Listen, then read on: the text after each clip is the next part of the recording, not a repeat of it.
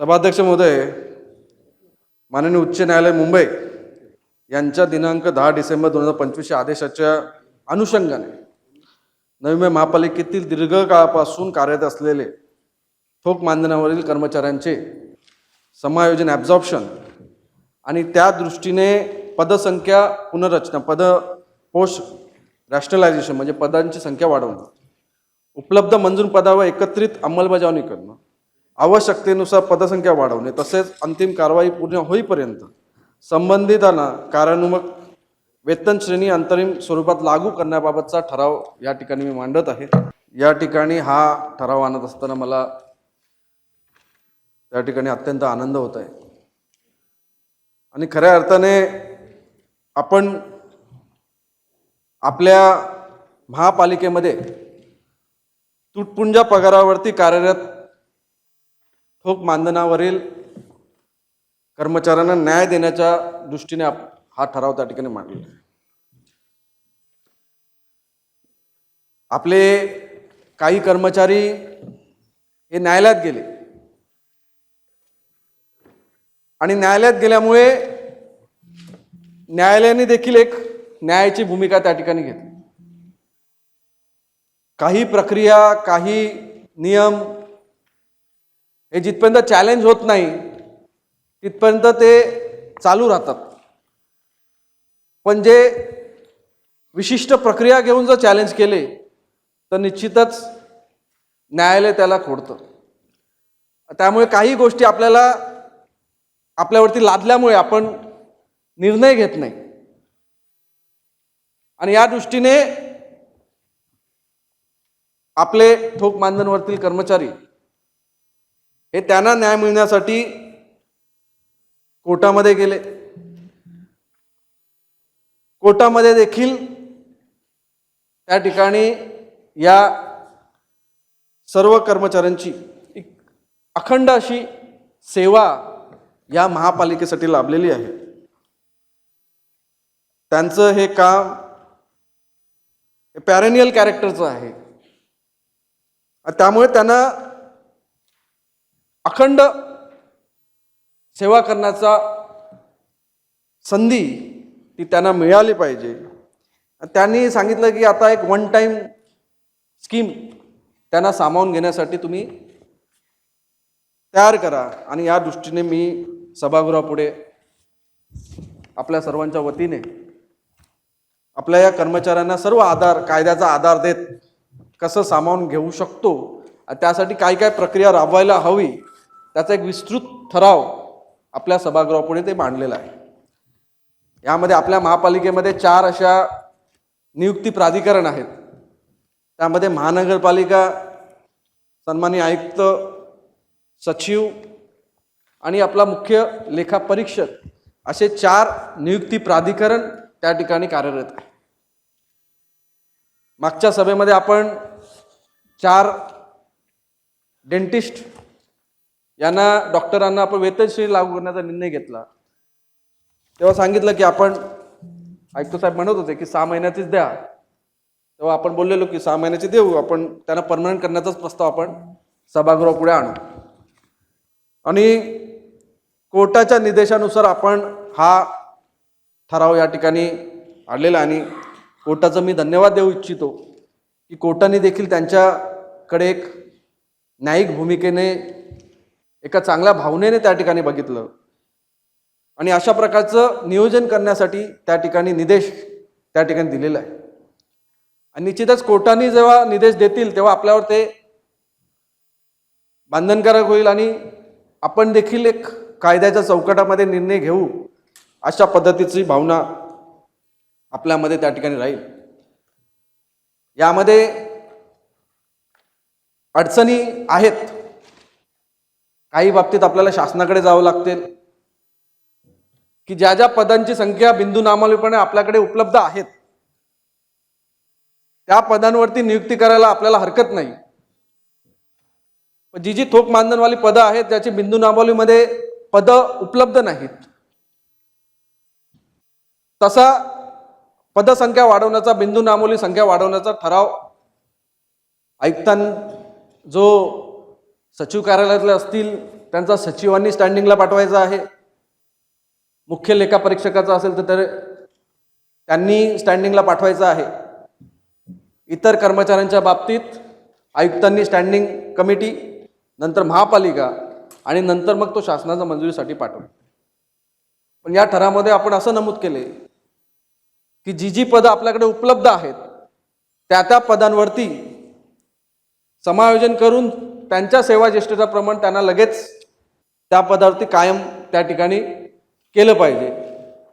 आणि ज्यांची पदं उपलब्ध नाहीत तर जिथपर्यंत शासनाकडून त्या पदांना संख्याला मंजुरी भेटत नाही तिथपर्यंत त्यांना वेतन श्रेणी लावलं तर त्यांना देखील न्याय देण्याची भूमिका आपण त्या ठिकाणी साध्य करतो. आणि त्याचबरोबर आपण आता विशेष सभेचा मध्ये आपण ठराव यासाठी घेतला की 7 तारखेला कोर्टामध्ये त्या ठिकाणी कोर्टामध्ये केसची तारीख आहे. आणि या ठरावाच्या अनुषंगाने मी विनंती करतो की आता शेवटी महापालिकेच्या वतीने आयुक्त महोदय कोर्टामध्ये आपली बाजू मांडायची असते, त्यामुळे महापालिकेची भूमिका अशी त्यांना समावेशन करण्याची भूमिका त्या ठिकाणी आहे, अशी जी आपली भूमिका कोर्टापर्यंत ॲफिडेव्हिट माध्यम पोचणं हे अत्यंत आवश्यक आहे, जेणेकरून कोर्ट आपल्याला त्या दिवशी काही निर्देश दिलं तर निश्चितच आपण प्रक्रिया करण्यासाठी आणि ते कुठे चॅलेंजेबल त्या ठिकाणी राहणार नाही, कारण की कोर्ट स्वतःहून आपल्याला त्या ठिकाणी तशा बाबतीचा निर्देश देतो. अनेक वर्षापासून हा विषय पेंडिंग होता आणि या ठिकाणी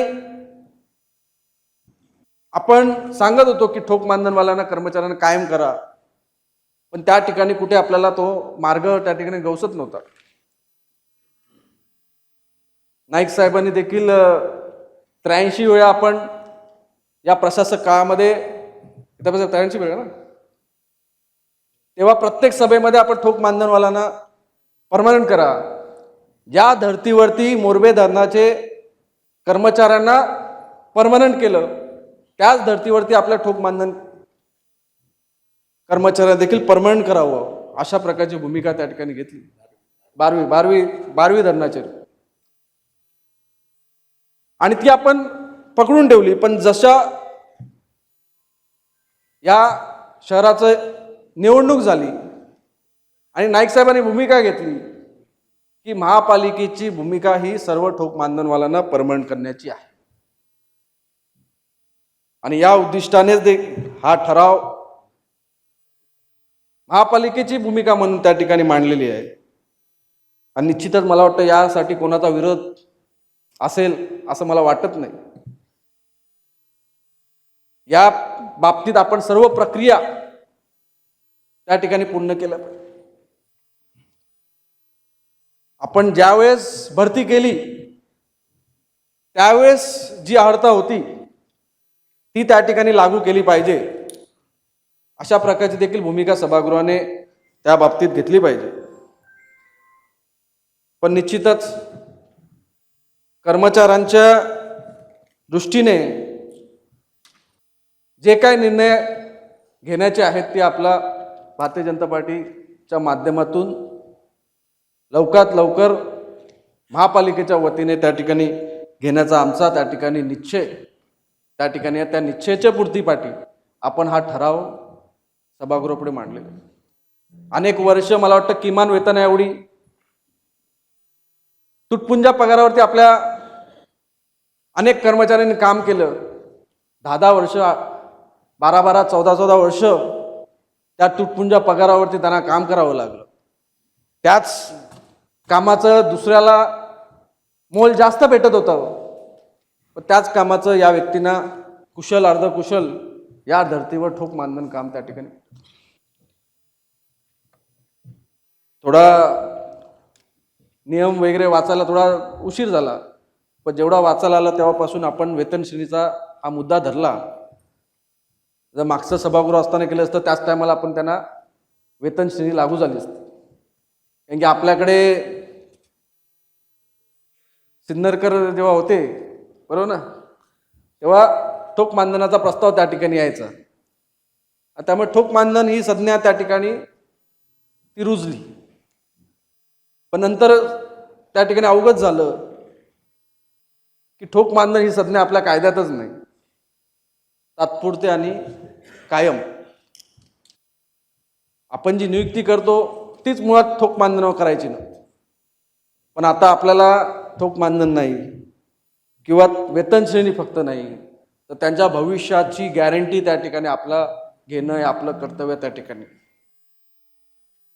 आणि यामुळे सभागृहापुढे या प्रकारे कशा पद्धतीने अंमलबजावणी करावी, कशा प्रकारे आपण आयुक्तांच्या माध्यमातून माननीय न्यायालयापुढे त्या ठिकाणी आपलं ॲफिडेव्हिट त्या ठिकाणी सादर करावं, या दृष्टीने मी सर्व प्रोसेस आम्ही त्या ठिकाणी ठेवलेली आहे. आणि निश्चितच सर्व कायद्याच्या बाजू बघून या बाबतीत आयुक्त महोदयांनी देखील आपली भूमिका स्पष्ट करणं त्या ठिकाणी आपल्याला आवश्यक आहे. तर मी सभागृहाला विनंती करतो की आपण या माध्यमातून न्याय भावनेने निर्णय घ्यायचा आहे. त्या दृष्टीने मी हा समायोजन ॲब्झॉर्प्शन करण्याचा, आपला ठोक मानधन कर्मचाऱ्यांना कायम करण्याचा ठराव सभागृह पुढे मांडत आहे. आणि या बाबतीत सर्वांनी काही त्रुटी राहिल्या असतील तर त्या देखील दुरुस्ती कराव्या, अशा प्रकारची विनंती मी सभागृहापुढे करत आहे. धन्यवाद.